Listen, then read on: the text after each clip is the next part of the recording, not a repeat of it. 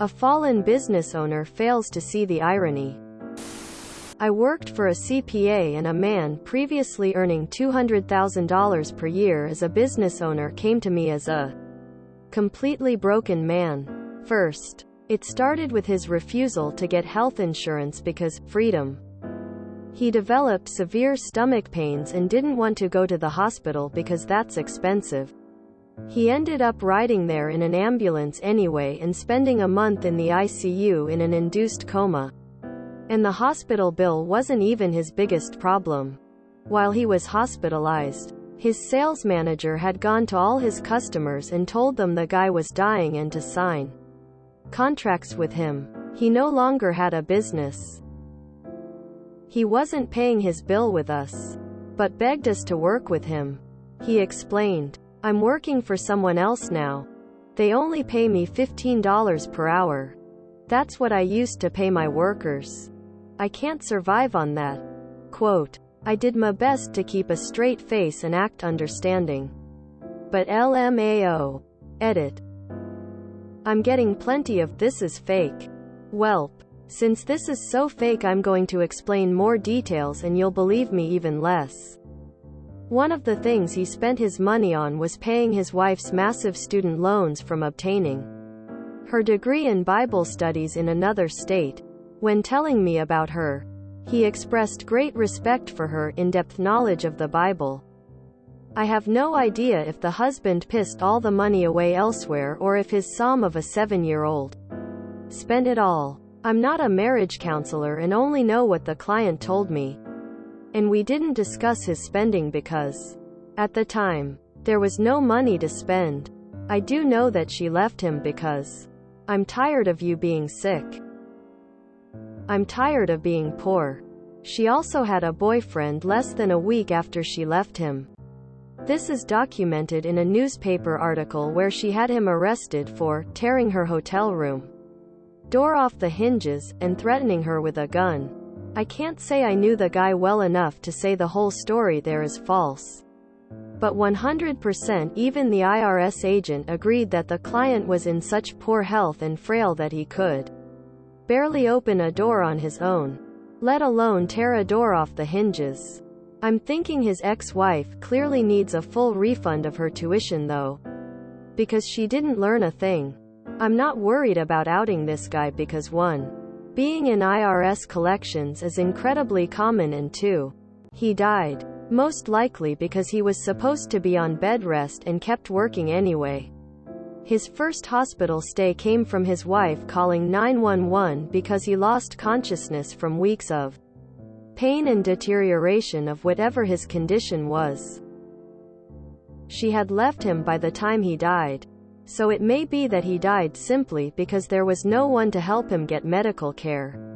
I'm still not disclosing his name or the name of his company. That would dox me. And I'd gaff about proving a damn thing to anyone if it jeopardizes my privacy. I can't show you his numerous collection letters because 1. It's confidential and could dox me, and 2.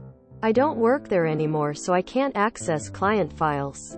Due to HIPAA, there is no way for me to confirm anything about his hospital stay. He did have a large bandage on his throat from a tracheotomy tube, and was very frail. His IRS agent's name was Greg Murray, and he treated the client fairly, but he is forbidden from discussing such matters per IRS rules. We never texted, and this happened almost 10 years ago. Even if I had saved proof, my disorganized ass would have lost it by now. And why would I save it? I didn't even know about Reddit then, and didn't anticipate needing to prove a damn thing. Due to the nature of events, I offer zero proof that I had a conversation alone in my office with the guy. No witnesses. Deal with it. Downvote and move on. Should have just pulled on the bootstraps a little bit harder. Sounds like he is solidly in the find out stage of FAFO.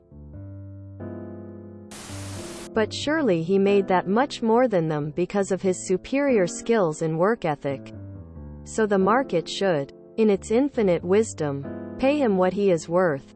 Or Could it be, perhaps, that this is all a lottery and people are jockeying for power in a game that offers the promise of reward to a lucky few in exchange for the drudgery of the rest? Tell him his sales manager is obviously a prudent businessman with a good capitalist ethic, and that is why he is making more. Tell him that the reason he is getting paid $15 per hour is because that is what the market has determined he is worth. The system is fair, isn't it? And I'll bet he blew every penny before even hitting his hospital stay on luxury vacations. New cars every other year. And a boat. But LMAO was some dark and relatable shit. The perfect punctuation to this tale. Oh well, anyway. Well, he better die quick and reduce the surplus population. I'm assuming he was also against Medicare for all too? Yes, LMAO indeed. Not having insurance when you can afford it is really the epitome of stupid. You know what the problem with lot of people is? They don't understand until they face the same situation in real life. Meghan McCain spewed hate her entire life about maternity and paternity leave. After she became pregnant and has a kid, now she is like, actually it makes sense. These people shut down their mental faculties, humane parts, to understand what others are going through unless they experience it. This luck is a MF. What about all his hard work? Shouldn't it rain down cash from on high? When you see someone do it to themselves, it's so much more poetic. I bet he still thinks it was fair for him to pay them but not for them to pay him. He can't live of that, but others can. Does he maybe have some bootstraps he can pull himself up from? Freedom. Not having health insurance when you can afford it is such a game of Russian roulette. Right-wingers really do shoot themselves in foot sometimes.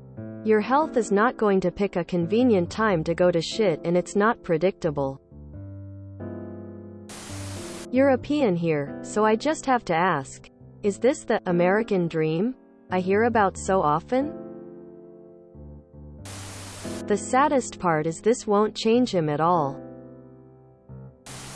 Why doesn't he pull himself up by the bootstraps? Is this in the USA? If he made $200K a year for a number of years, when he hits 65 or 67, he will be making like $5,000 a month.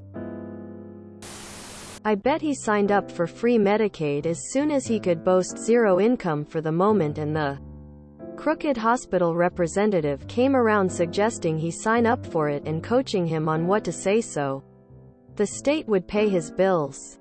Dirty socialist. Source: I'm a bureaucratic cog that approves these applications.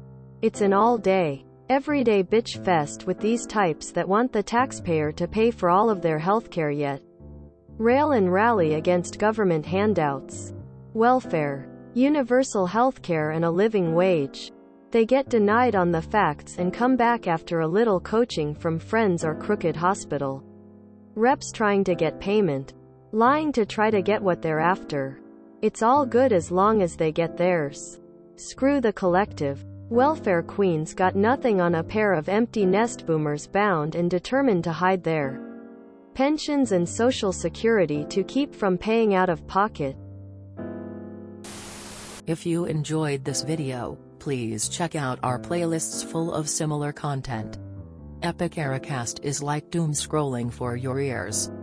Please like, share, and subscribe.